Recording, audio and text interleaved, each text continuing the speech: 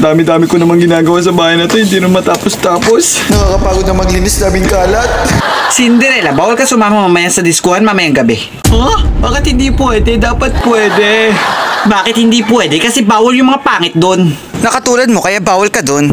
Wow ha, hiyang-hiya naman ako sa'yo. Kala mo naman kung sino maganda. Kaya linisin mong maigi ang bahay at bantayan mo at huwag kang lalabas. Uso pa naman ngayon ang akyat bahay. Tama mama, uso pa naman ngayon ang akyat bahay. Ano ba yan? Hindi ako makakapaglandi. Naiintindihan mo ba? Nakakayak naman maghiwa ng sibuyas. Di, bakit ka umiiyak? Bakit ako umiiyak? Kasi masaya ako. Ganito ako pag masaya ako, umiiyak ako. Pinahirapan ka na naman ng madrasta mo, no? Huwag kang mag-alala, makakapunta ka sa diskuhan. Ah, talaga? Bongga. Sige, paano? Ako bahala. Bibiti, babiti, boo. Oh, ba't wala nagbago? Anong nangyari? Huwag kang mag-alala, maganda ka na.